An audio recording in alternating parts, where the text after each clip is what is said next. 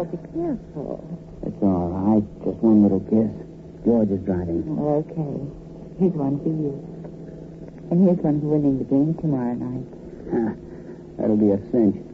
While with George and me in there tossing baskets, old City College won't have a chance. You boys are wonderful.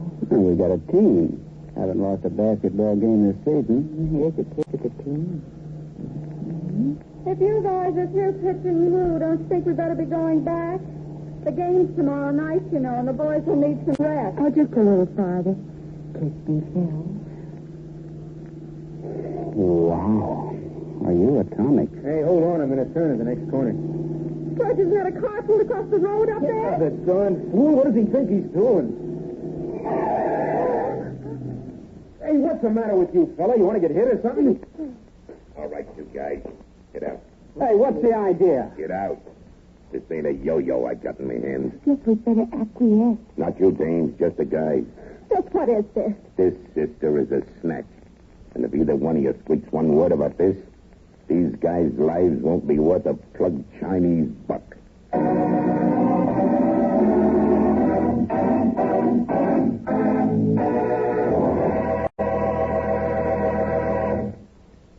Dr. Danfield, student of crime psychology, has many times provided the police with a solution to a baffling crime. There's an interesting case ahead for the doctor today. We'll call it Money in a Basket.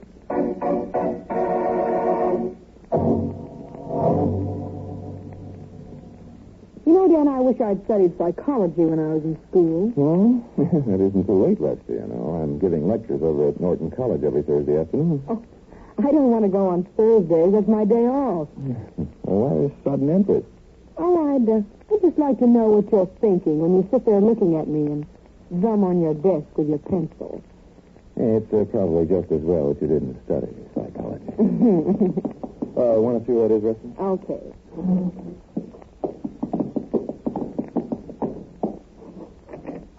What do you want? I want to see Dr. Danfield. Oh, well, you've seen him. Goodbye. Rusty. So, young lady, yes. Okay, the boss said you can come in. Thanks. Won't you have a chair?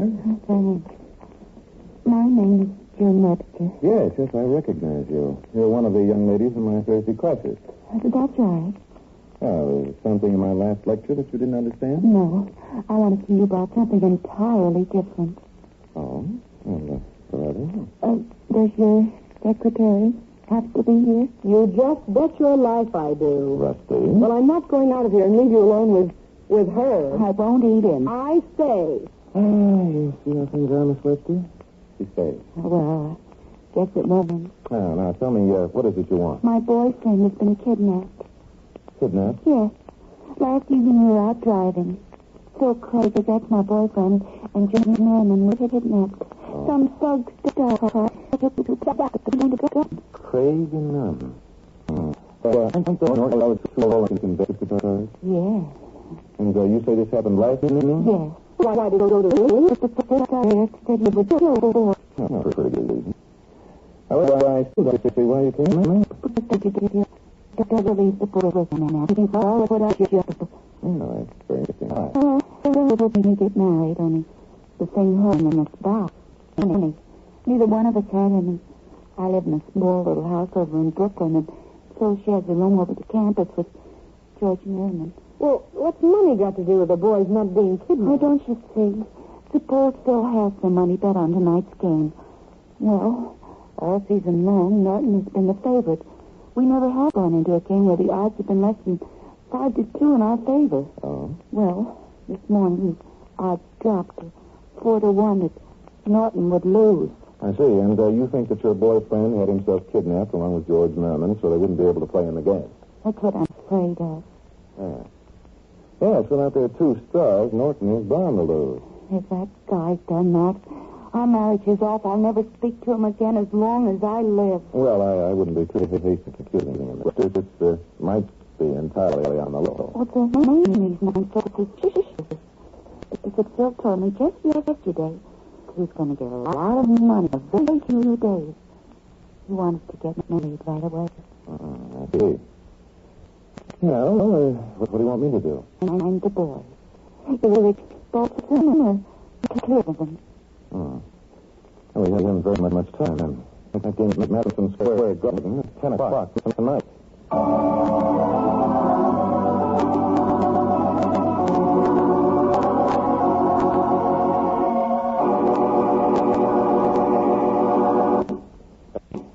In a moment, we'll return to Michael Dunn's second act of Danger, Doctor Danfield, but first...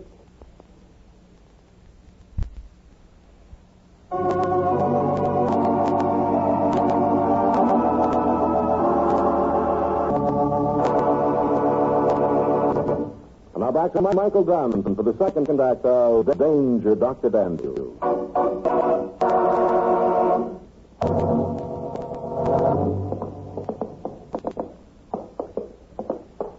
Want to look at Phil's and George's scene for, Dan? Well, when you're investigating a disappearance, Dusty, it's a pretty good start to where the parties live.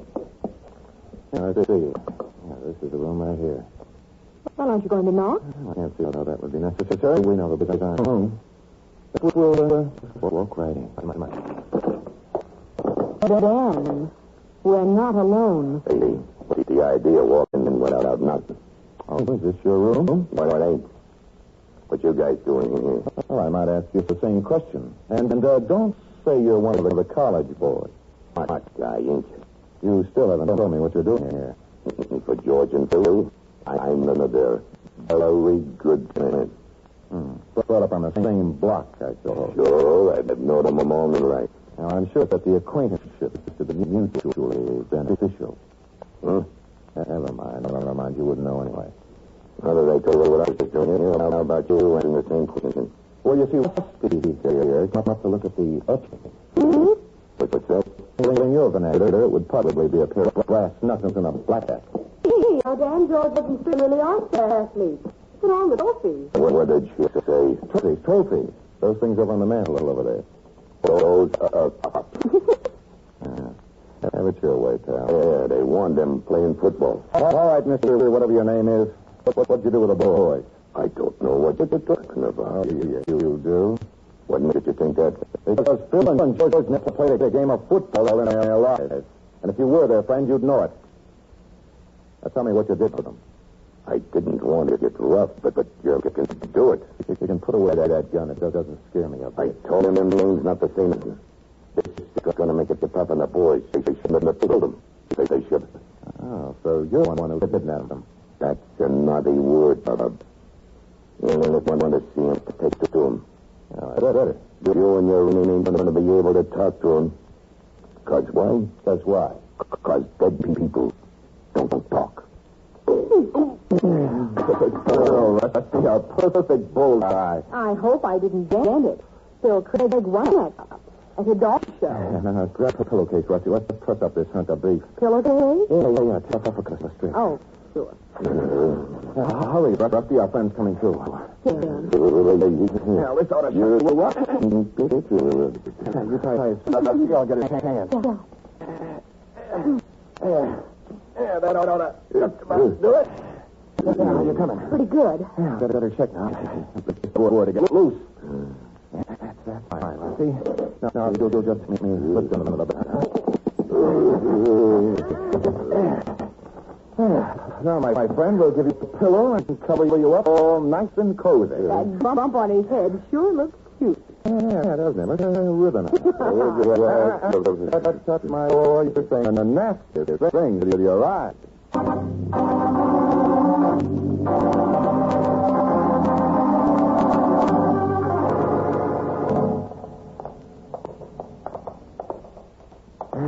We've got to move fast, Rusty. That guy said dead men talk like he meant it. But as long as he's tied up, he can't let his accomplices know that we, the boys, are missing. Well, we have no way of knowing how long he'll be tied up. See, this is where Sally lives, right here. Oh, Sally. Sally Grayson, the other girl, the one who was with George last night when he was kidnapped. Oh. Well, you aren't going to walk right in here without knocking. Hardly. Anyway, this isn't important, Rusty. Yeah, let's see now. Sally Grayson. Yeah, that's it. Number 3. Yeah, I'll just... Somebody's home. Oh, this is a swanky joint. Sally must have money. 1, 2, 3. Yes. You wanted to see me, maybe? Yes. Oh, Dr. Danfield. How are you, Miss Grayson? Well, come in. This is a surprise. Class, Dan, class. I see you have company. Yes, but I didn't bother you. You know June Webster, of course? Oh, yes, indeed. You were dressing down in June? I thought you were in a little house in Brooklyn. I did. I'm just staying here with Sally until the business soon. You're not my secretary, but Rusty Fairfax, Miss Grayson? No, I don't believe so. Glad I know you, Rusty. Hi. And this is Cece LeMaine. Cece sings the Blue Pup. The Blue Pup? Yes, it's at a nightclub, Rusty. You sure get it around. Miss LeMaine, Dr. Danfield, Miss Fairfax. You must come up to see me sometime. I'd rather like to. Who does she think she is? Cece was just reminding me of a party we had at the Blue Pup, Dr. Danfield. I don't even remember being there. That was the time when I was imbibing. Why, Miss Grayson. Nice little girl. She didn't drink. Nice ones don't. Have you found out anything about our friend and George? No, not yet. Yes, Sally. Did you tell Dr. Danfield about last night? That's the reason he's here? Yes, I did. So there's got to be some on before that June tonight. You heard that drug test? He reads the word about this to a soul they kill boy. I know, but I thought... You thought? Oh, you silly little squirt. Anything to those kids is rolling in your throat. You just about to think you killed me yourself. I only wanted to. Get into your clothes and get out of here. All right, I'll go. Don't let it... Oh, well. I must say you're not very ladylike, Miss White. Who said I was a lady? Did I understand you to say that soul craze is endangered? What do you know about soul craze? Why? Well, Phil and I are just like that. I don't believe it. Oh, is that's so? I'll have you know that Phil Craig comes to see me plenty of times. He takes me home after the show, and I let him kiss me. Because I like it. You know too. Okay, I don't like it too much anyway. I'll give you something to know. Doctor Danfield. You will. Maybe tonight. Dan. Au revoir. Well, I'd be glad to take you, Dr. Danfield. I have a brand new Cadillac parked just outside. Dan, if you do, I'll never speak to you again. Why, Rusty, don't you get the pitch? Why, it all ties in like the laces on a third baseman's glove.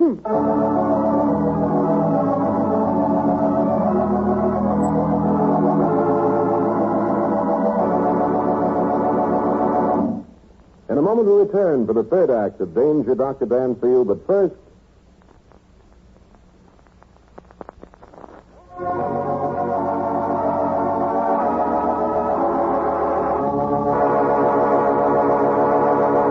Now we return you to Michael Dunn for the third act of Danger, Dr. Danfield.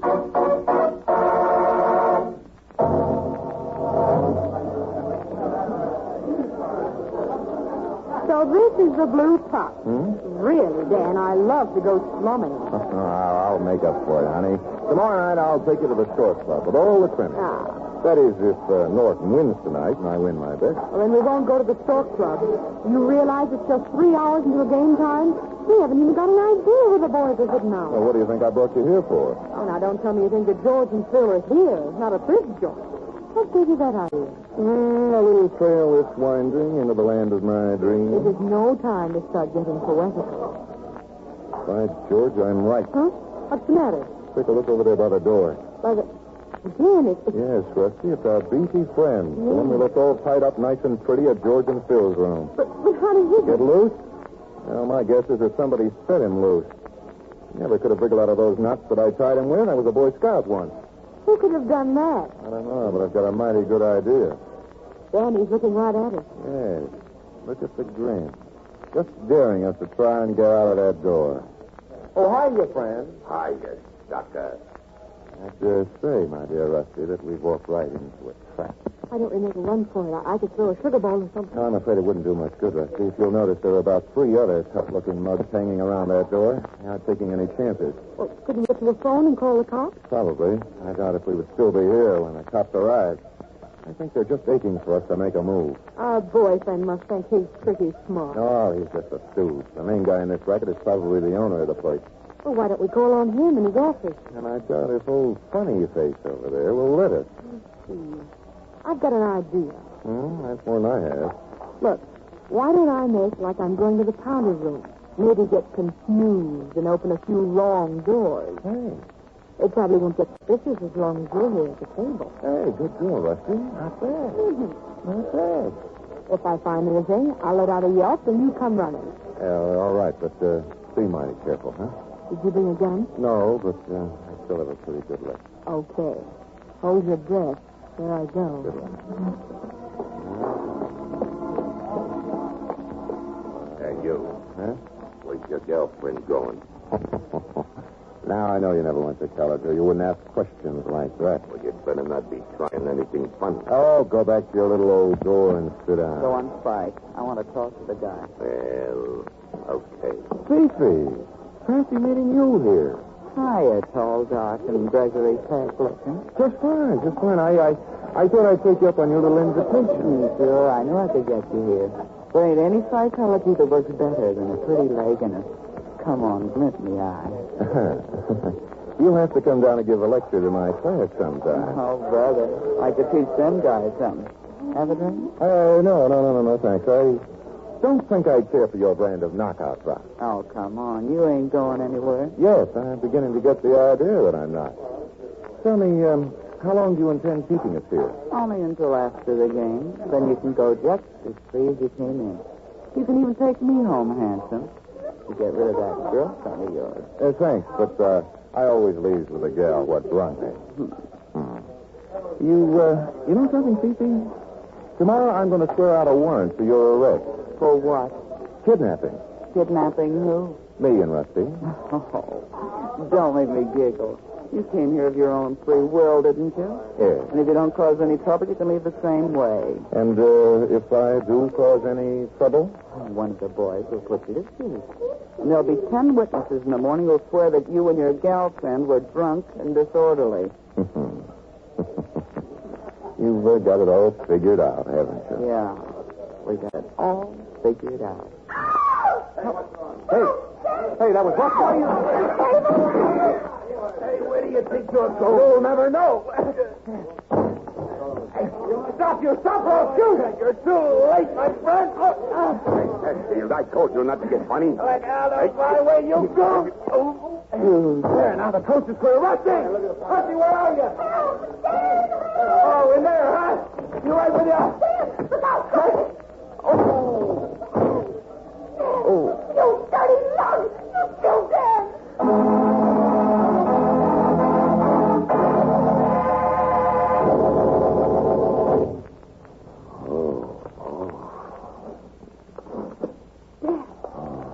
Dan, wake up.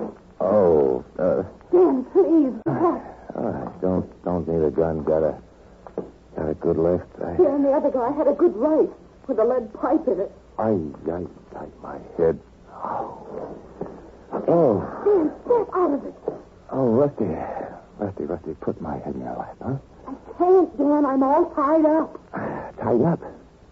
Hell, why didn't they tie me up? I guess they thought they didn't need to. You look like you were out for good. Murder. Yeah, I'll get to you in just a minute. Oh, my head. Where are you? Over here by the desk. No lights. Where are we, anyway? In the boss's office.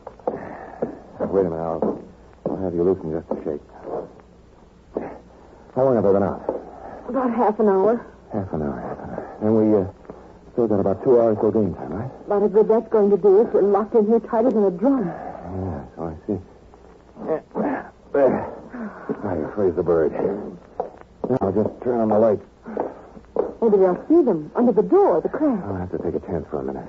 Well, couldn't we yell out the window? There isn't any window, Rusty. Anyway, just bring them a running. Yeah, that's what I'm looking for. Now I'll turn out the lights. What are you looking for? Telephone. Thank heaven for Donna, mate. Yes. Now, if nobody comes in from it. My head. Hello, operator. Give me the fire department. Yes, that's right. Hello, this is Dr. Daniel Danfield. I want to report a fire at the Blue Pup nightclub. The Blue Pup nightclub. Yes, that's right. And hurry, will you? My secretary and I are locked up in the manager's office. Yes. I know it sounds crazy, but it's a fact. And, Chief, will you do me a favor? Look up an address for me, will you? Listen, Chief, it's a matter of life and death. Yeah, that's right.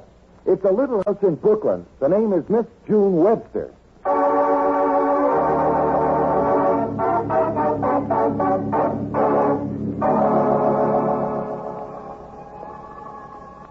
Well, here they come, Rusty. Here they come. Oh, thank heavens. Oh, now, Spike will only let them in. You don't know the New York Fire Department. They'll probably have a dozen of New York's finest with them. Okay. Hey, you get what I mean? What'd I tell you?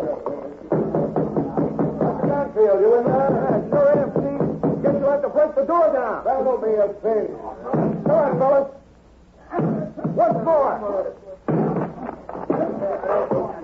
Now then, where's the fire? In my head, Chief. You see the lump? Hey, what is this? A false alarm? No, not at all, Chief. You're here just in time to save the honor of good old Norton College. Hey, my boy was there. Oh, and that reminds me. Let's get back to the firehouse.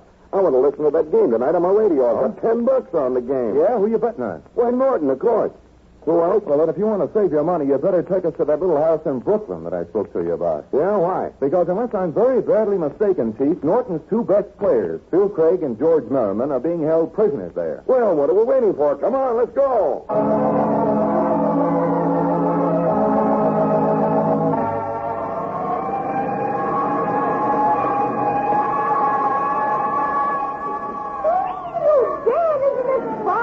Yourself, Rusty. I never thought I'd get a chance to ride in the fire engine. Oh, boy, me and the little flower.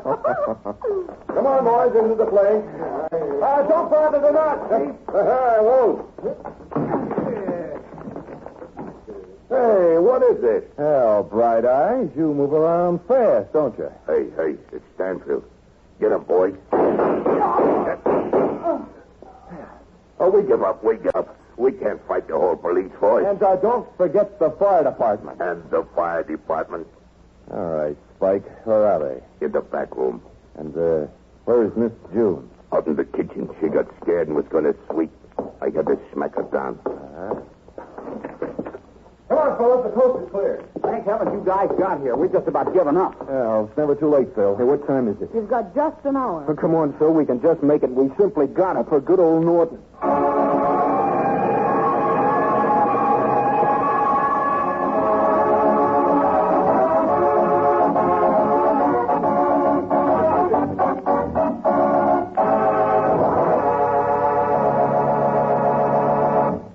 In a moment, we'll return for the conclusion of Danger, Dr. Danfield, but first...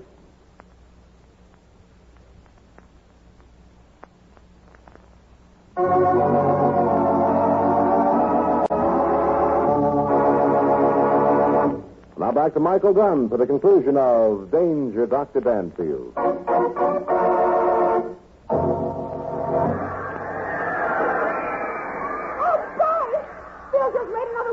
Hey, they're really going to town. 89-14 in favor of Norton.